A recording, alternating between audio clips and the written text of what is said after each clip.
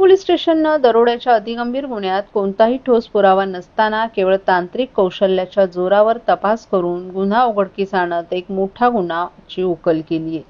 फिर्यादी रियाज इब्राहिम पठाण वय वर्ष 51 राहणार मिल्लतनगर भिवंडी यांनी दिलेल्या तक्रारीनुसार 12 एप्रिल रोजी सकाळी 10 वाजण्याच्या सुमारास ते भिवंडीहून वाशी येथे जात असताना खारेगाव टोल नजीकच्या निर्जन रस्त्यावर 4 अज्ञात आरोपींनी रिक्षाचा पाठलाग करत चाकू आणि रिव्हॉल्व्हरचा धाक दाखवून त्यांच्याकडील 13 लाखांची रोकड लंपास केली।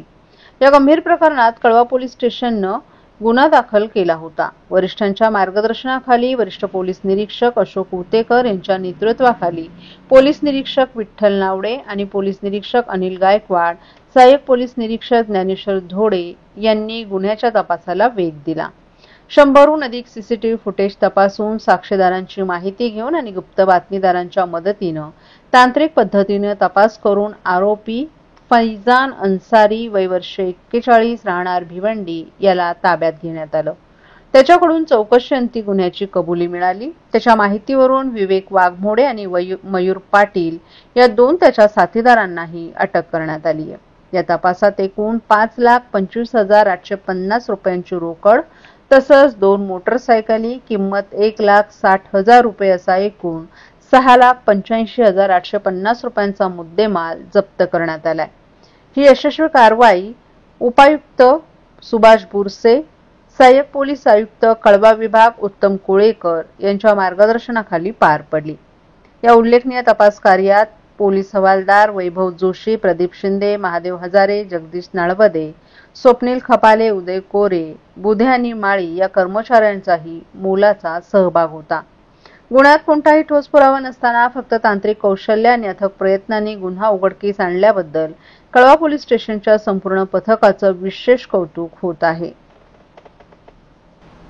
शहरातील वाढत्या पाणी टंचाईवर तोडगा म्हणून सर्व्हिस सेंटर बंद करण्याचे आदेश ठाणे महानगरपालिकेकडून देण्यात आलेत। परिणामी गोरगरिबांच्या पोटावर पाय आणला जातोय।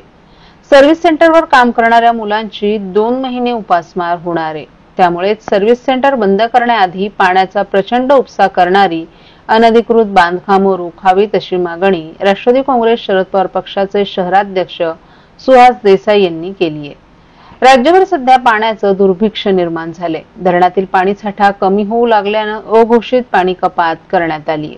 तसंच पाण्याचा अपव्यय टाळण्यासाठी वाहनं धुणारी सर्व्हिस सेंटर बंद करण्याचे आदेश ठाणे महानगरपालिकेनं दिले आहेत।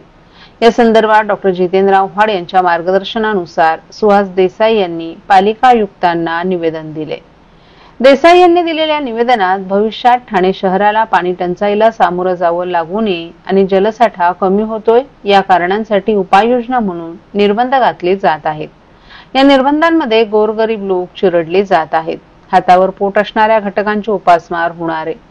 सर्व्हिस सेंटरवर काम करणारे लोक अत्यंत गरीब आहेत। त्यांच्या रोजगाराची चिंता न करता महापालिकेने हे आदेश जारी केलेत। मात्र ज्या बांधकामांना सर्वाधिक पाणी लागतं त्याकडे दुर्लक्ष करण्यात येत आहे। दुसरीकडे 50 मजल्यांच्या इमारतीला मंजुरी दिली जात आहे।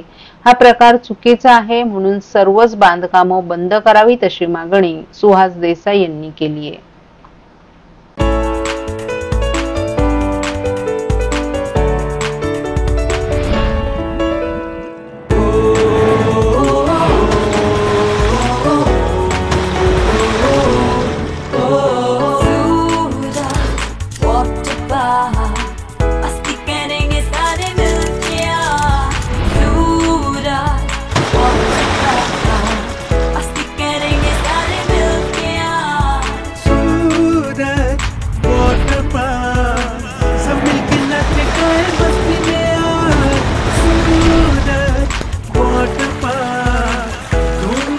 सब मिलके आज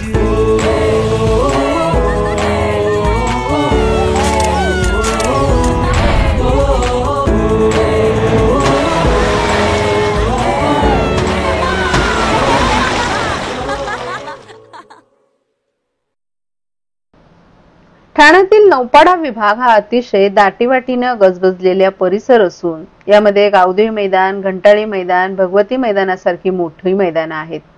परंतु ऐन उन्हाळी सुट्टीत सातत्याने भरवण्यात येणाऱ्या व्यावसायिक प्रदर्शनामुळे स्थानिक मुलांना खेळायला मैदान शिल्लक राहिली नसल्यामुळे आज माजी नगरसेवक सुनीत जोशी आणि माजी नगरसेविका मृणाल पेंडसे यांनी ठाणे महापालिकेच्या प्रवेशद्वारावर स्थानिक मुलांना घेऊन क्रिकेट खेळून अनोख्या पद्धतीने आंदोलन केलं।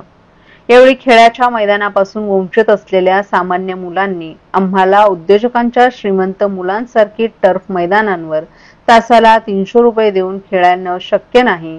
आताच कोविड महामारीनंतर कुठे आर्थिक घडी बसत आहे। विरंगुळा म्हणून सुट्टीच्या दिवशी क्रिकेट फुटबॉल खेळायला गावदेवी मैदान उपलब्ध नसल्याची खंत व्यक्त केली।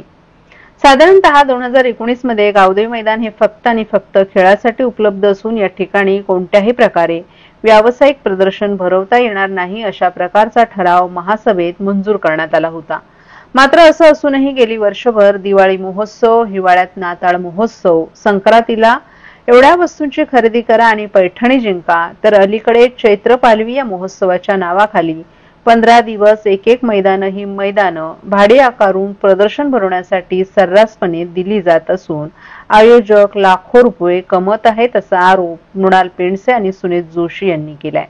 तर नौपाड्यातील मैदान उदाहरणार्थ माजी नगरसेवक विलास सामंत यांच्या संस्थेचं घंटाळी मैदान, माजी खासदार राजन विचारे यांनी गुडविल संस्थेला भगवती मैदान चालवायला दिलं असून मैदान म्हणजे माजी नगरसेवक माजी खासदार यांच्या उदरनिर्वाहाचं साधन म्हणून आंदण दिलं आहे का, असा संतप्त सवाल स्थानिक माजी नगरसेवक सुनीत जोशी यांनी उपस्थित केलाय।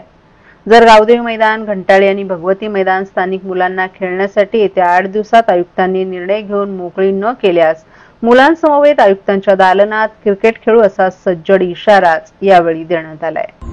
नौपाड्यात आता गजबजलेला भाग आहे, जुना भाग आहे ठाण्यातला, तिथे मैदान ऑलरेडी कमी आहेत। म्हणजे आमच्या इथे गावदेवी मैदान, घंटाळी मैदान, भगवती शाळेचं मैदान आणि शिवाजी मैदान ही 4 मैदान आहेत। पण ही 4ही मैदानं आता उन्हाळी सुट्टी आहे, मुलांना खेळण्यासाठी हवीत, तर ती एक्झिबिशनसाठी दिली जात आहेत। वेगवेगळी एक्झिबिशन या निमित्ताने घेतली जात आहेत। तर आमचा प्रश्न आहे, या स्थानिकांचाही प्रश्न आहे की आम्ही खेळायचं कुठे नक्की, म्हणून आम्ही आज इकडे महापालिकेसमोर खेळायला आलोय की महापालिकेला जाग आली पाहिजे।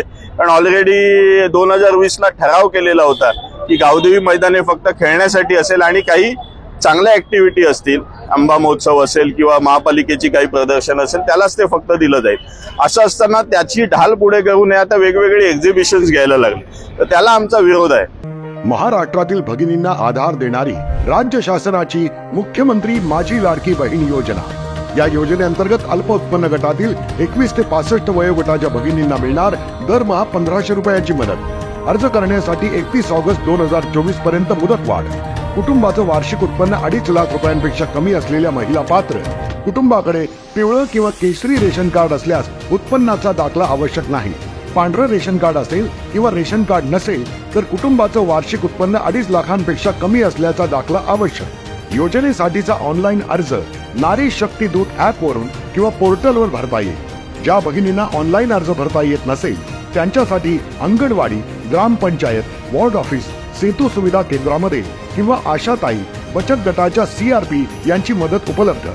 आता आपल्याला अभिमानाने म्हणता येईल, सुखी आणि सुरक्षित आहे माझी लाडकी बहीण। भिवंडी परिसरातील भोईवाडा पोलीस ठाण्याच्या हद्दीत हत्या करून पोलिसांना गुंगारा देत पोबारा झालेल्या आरोपी काजूकुमार राजेंद्र राम याचा मागोवा काढत गोपनीय माहितीद्वारे या आरोपीला ठाणे गुन्हे शाखा युनिट 2च्या पथकानं जौनपूर उत्तर प्रदेश येथून बेड्या ठोकून ठाण्यात आणण्याची धडक कारवाई केली। भिवंडी भोईवाडा पोलीस ठाण्यात दाखल हत्येच्या गुन्ह्यात अटक आरोपी काजूकुमार हा फरारी होता। या प्रकरणात कुठलेही धागेदोरे नसताना ठाणे गुन्हे शाखा युनिट 2च्या पथकानं गोपनीय माहितीच्या आधारे आरोपी हा युपीत असल्याचं समजलं आणि पोलिसांनी या आरोपीला बेड्या ठोकल्या। त्यानं हत्येची कबुली दिली। भिवंडी कारिवली गाव येथील स्मशानभूमीच्या पुढे खाडीकिनारी मृतक फरहत इखलाक अहमद शेख या व्यक्तीचा मृतदेह आढळून आला होता।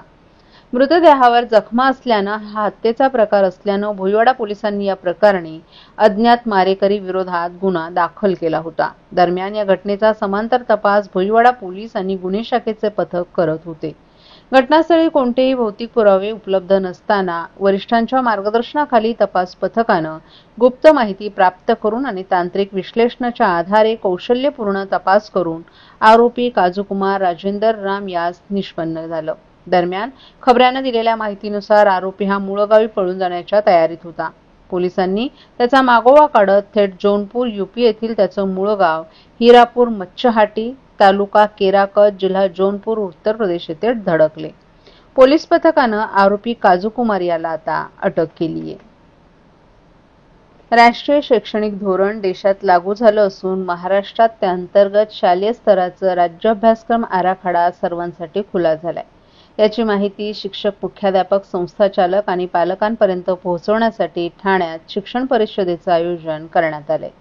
विद्याभारती कोकण प्रांत आणि श्री मावळी मंडळ ठाणे यांच्या संयुक्त विद्यमानं शनिवारी 26 एप्रिल रोजी सकाळी 10 ते सायंकाळी 5 या वेळेत शिक्षण परिषद राबवली जाणार असल्याची माहिती एका पत्रकार परिषदेत देण्यात आली. विद्याभारती कोकण प्रांत आणि श्री मावळी मंडळ ठाणे यांच्या वतीनं मावळी मंडळ सभागृहात एका पत्रकार परिषदेचं आयोजन करण्यात आलं होतं.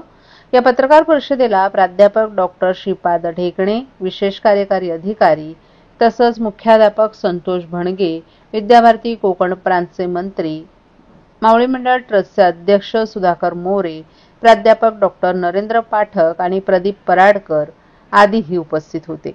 या शिक्षण परिषदेचं उद्घाटन शनिवारी 26 एप्रिल रोजी सकाळी 10 वाजता मंत्री मंगलप्रभात लोढा यांच्या हस्ते होणार आहे.